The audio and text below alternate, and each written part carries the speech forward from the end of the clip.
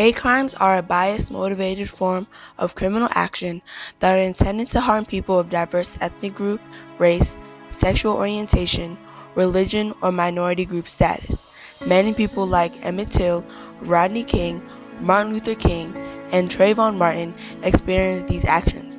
These legends motivated people to stand up to hate crimes and protest what is right. Mr. Reiner earlier tonight called these people thugs. I suspect he's right on the money. And you made a good point, too, when you said that there are people of every color and every race who will... There you can see a lot of people drove up at the intersection, saw what was going on, and just turned around and got out of the area. Now, this is probably one of the worst incidents we've seen all night. You see this Bronco here. People surrounded the car. They dragged the driver out. And beat him bloody. The poor guy never had a chance. At one point, somebody stepped in there and helped him out of there. I'm wondering if this is the guy we talked about earlier. Look at this guy. Radio reporter, the UPI radio reporter, Bob Brill. We don't know at this point, but look at this. It's a gang of people. Now, here's a guy apparently came to his aid here. And there are a couple of people you'll see. This is a Good Samaritan story. Finally, a couple of people took this poor guy out of the area and escorted him out of danger. Now,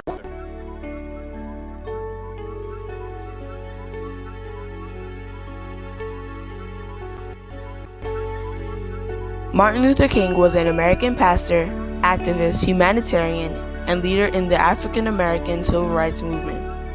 During his early years, Martin was an intelligent student that skipped the 9th and 11th grade and went on to college at the age of 15. He started out to be a pastor like his father. His preaching then led him to become a civil rights activist to fight for segregation. He joined the NAACP, a group of noble men and women that protest against the rights of African Americans. The NAACP organized boycotts, riots, and marches, like the March on Washington. The March on Washington is a fight for jobs and freedom to the Washington Monument, where Dr. King spoke his famous I Have a Dream speech.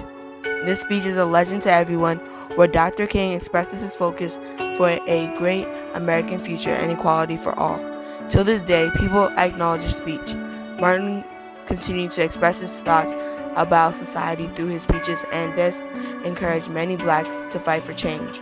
Sadly, on April 4th, 1968, Martin Luther King was standing out of his balcony of his motel room and was assassinated by James Earl Ray. And I think sad news for all of our fellow citizens and people who love peace all over the world. And that is that Martin Luther King was shot and was killed tonight in Memphis, Tennessee. Martin Luther King dedicated his life to love and to justice between fellow human beings. He died in the cause of that effort. Someone hadn't picked up his home video camera. We've all seen the pictures of Los Angeles police officers beating a man they had just pulled over. The city's police chief said today he will support criminal charges against some of the men. Here's ABC's Gary Shepard. The 3 police officers facing felony criminal charges were among a group of 15 who stopped a 25-year-old black man last Saturday night, then beat him, kicked him, and clubbed him, unaware that an amateur photographer was recording the incident on videotape. It was on August 27, 1955 in Money, Mississippi. Emmett Till, a 14-year-old boy from Chicago, Illinois, was visiting his relatives. Later that day, Emmett and his friends were at J.W. Millam's store, a grocery store. His friends dared him to wink at the Caucasian woman at the counter and ask her on a date. He did, and Till's friends urged them to leave. When Mr. Millam heard of the incident from his wife, he asked his brother-in-law, Roy Bryant, to follow him to the Till relative's house to teach him a lesson. That evening, Roy and Bryant went to the home and asked to see Emmett. Then they kidnapped him and took him down to the Tallahassee River and continued to beat him. The 2 men at first planned to beat him, then take him back home. Then they decided to kill him because their hatred grew. Emmett was announced dead on August 28, 1955. His body was found in the Tallahassee River. Emmett's mother, Mamie Till, was notified, and she was devastated by the news. She came to Mississippi right away. Emmett had a funeral. Many people came, and they were also devastated. by the hate the man caused, and Mamie thought it was a time to fight for crimes against blacks. On the jury day, the two men were at a church on the south side of Chicago. Emmett Till's mutilated body would be on display for all to see.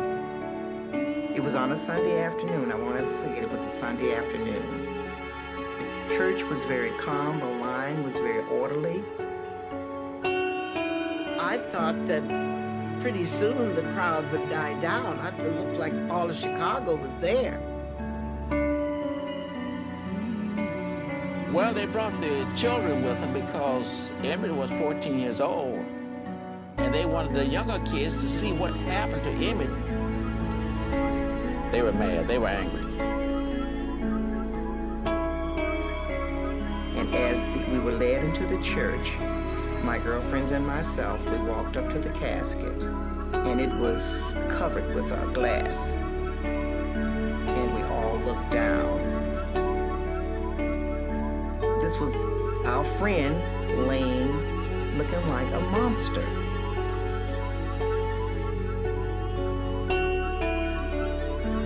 They said that about 1 in every 5 had to be assisted out of the building. They would just go into a faint.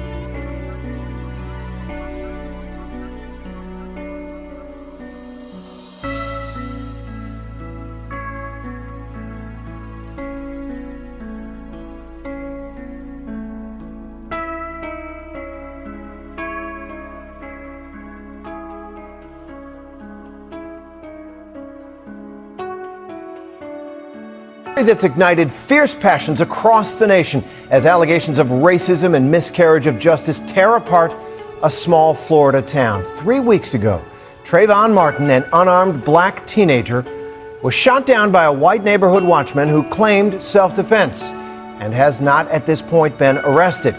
And it's caused a public outcry that spread like wildfire. ABC's Matt Gutman brings us the latest now from Sanford, Florida.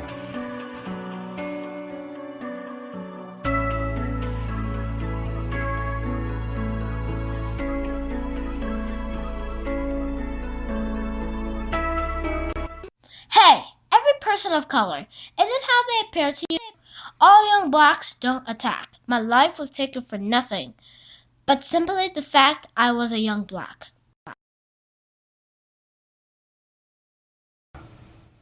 This is the face of 17-year-old Trayvon Martin, whose death has provoked weeks of demonstrations and massive internet petitions, and tonight, a rally in New York City. Justice! Now! Justice! Now! And in the small city of Sanford, Florida, a vote of no confidence for its embattled police chief. Don't shoot me! Don't hurt me! These are just the latest twists in the case in solidarity that is galvanizing the country following the shooting death of Martin.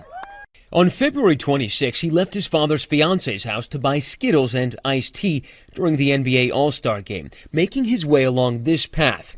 And Crime Watch volunteer George Zimmerman spotted him, began to follow him. These assholes, they always get away. Are you following him? Yeah. Okay, we don't need you to do that. But Zimmerman does anyway. He begins chasing him. This guy looks like he's up to no good or he's on drugs or something. As we learned from his girlfriend, Martin at this point is terrified. He said his man was watching him, so he put his hoodie on. ABC News was there exclusively as she told her story to the Martin family attorney. So I said, what you following me from? And the man come and say, what you doing around here? Somebody push Trayvon because the head said this down.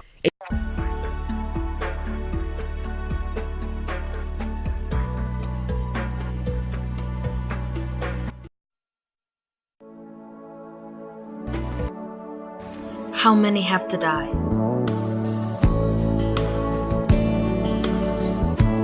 Darylyn, James Byrd, Latasha Harlins, Rodney King,